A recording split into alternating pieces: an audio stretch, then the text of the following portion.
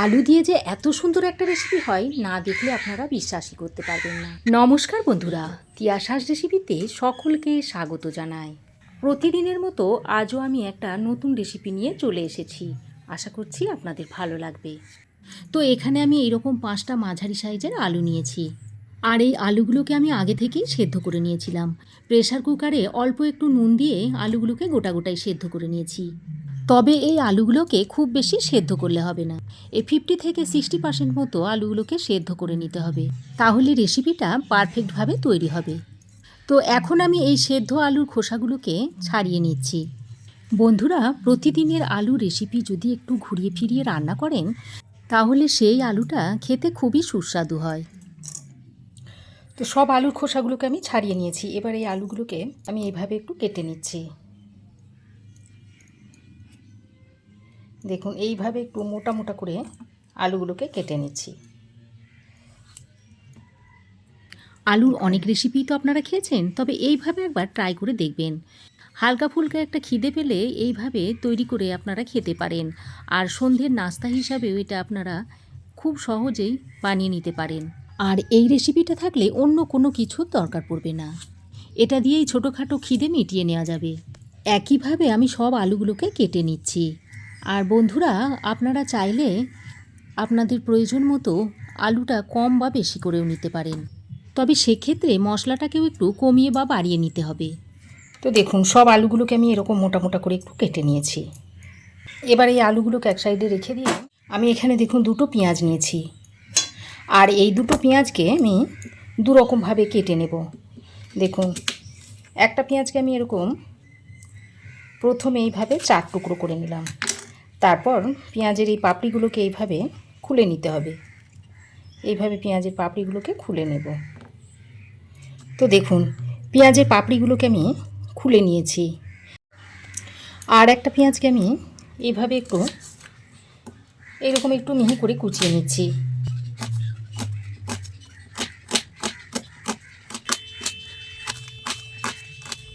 এই রকম করে কেটে নিয়েছি আর একটা পেঁয়াজকে। এদিকে আমি একটা কড়াই ভালো করে গরম করে নিয়েছি। তারপর 1 চামচ পরিমাণ সর্ষের তেল দিয়ে দিয়েছি। আর এই আলুর রেসিপিটা সর্ষের তেল দিয়ে খেতে খুবই টেস্টি হয়, তাই আমি সর্ষের তেল দিয়েই তৈরি করে নেব।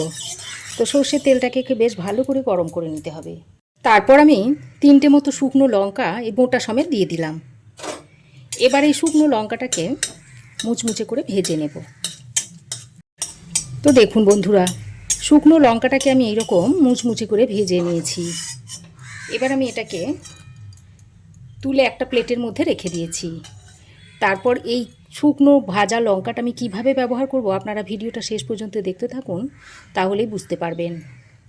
এবার শুকনো লঙ্কাটা তুলে নেওয়ার পর ওই তেলের মধ্যে দিয়ে দিচ্ছি 10 থেকে 12 কোয়া মতো রসুন। আমি রসুনের কোয়াগুলো এভাবে ছাড়িয়ে দিয়ে দিয়েছি। তারপর এর মধ্যে দিয়ে দিচ্ছি 1/2 চামচ পরিমাণ গোটা ধনে, আর 1/2 চামচ দিয়ে দিচ্ছি গোটা জিরে, আর একটা কাঁচা লঙ্কাকে এইভাবে ভেঙে দিয়ে দিচ্ছি। এবার এগুলো বেশ ভালো করে একটু ভেজে নিতে হবে। তো দেখতেই পাচ্ছেন বন্ধুরা, এগুলোকে আমি খুব সুন্দর করে ভেজে নিয়েছি। এখন আমি এগুলোকে একটা পাত্রের মধ্যে তুলে রেখে দিচ্ছি।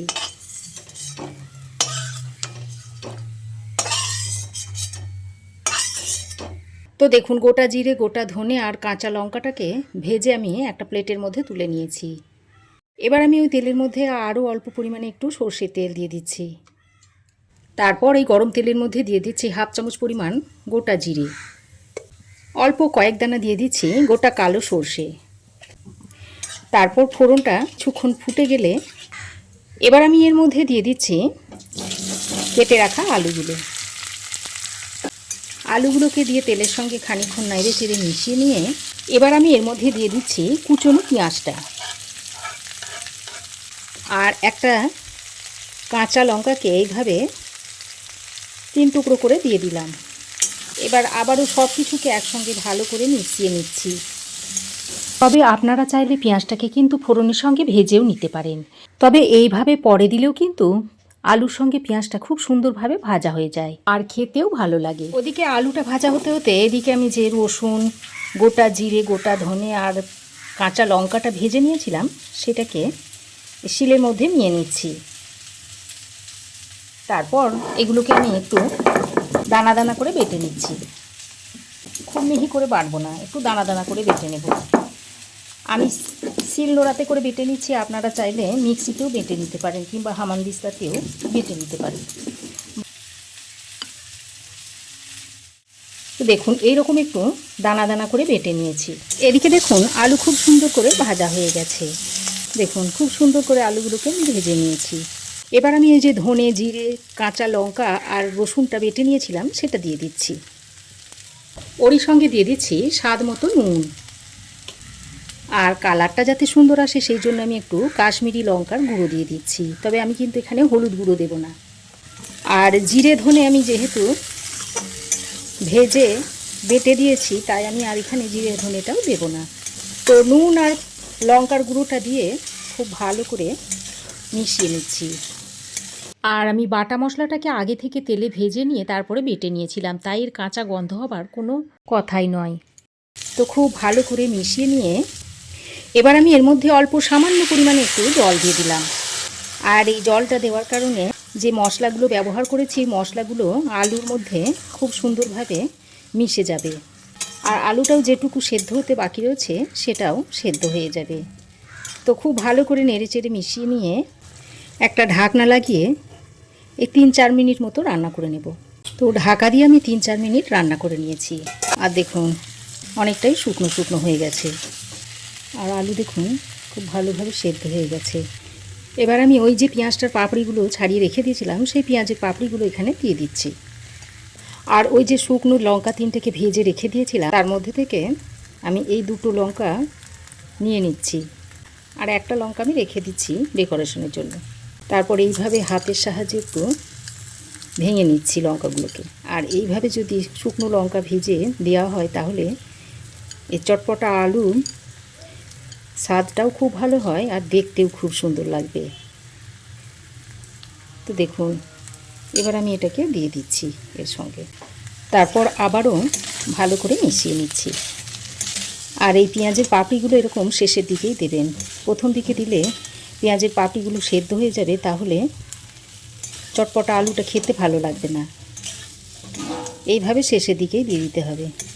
তো ভালো করে মিশিয়ে নিয়ে আবারও আমি ঢাকা দিয়ে রেখে দিচ্ছি। তো দেখুন ঢাকা দিয়ে আমি লো ফ্লেমে আরও 2 মিনিট মতো রেখে দিয়েছিলাম। এবার আমি সবশেষে এর মধ্যে দিয়ে দিচ্ছি একটু আমচুর পাউডার আর কিছু কুচানো কারি পাতা এর মধ্যে দিয়ে দিলাম। সামান্য কয়েক দানা একটু চিনি দিয়ে দিচ্ছি যাতে একটু চটপটা মুখরোচক হয় আর স্বাদের ব্যালেন্সটাও বজায় থাকে। তো এবার সব কিছু ভালোভাবে মিশিয়ে নিলেই রেসিপিটা সার্ভ করার জন্য রেডি হয়ে যাবে। এটা সন্ধেবেলা নাস্তা হিসাবে যেমন খেতে সুন্দর লাগে তেমনি গরম ভাতের সঙ্গেও খেতে অসাধারণ লাগে। দেখতেই পাচ্ছেন বন্ধুরা রেসিপিটা কতটা লোভনীয় হয়েছে। আর রেসিপিটা এতটাই মুখরোচক ও চটপটা হয় যে বাচ্চা থেকে বড় সকলেই একদম চেটেপুটে খেয়ে নেবে। রেসিপি কেমন লাগলো অবশ্যই একটা কমেন্ট করে জানাবেন। আজ তাহলে আসি, আবার দেখা হবে নতুন কোনো রেসিপি নিয়ে নেক্সট এপিসোডে। সে পর্যন্ত ভালো থাকবেন, সুস্থ থাকবেন। ধন্যবাদ।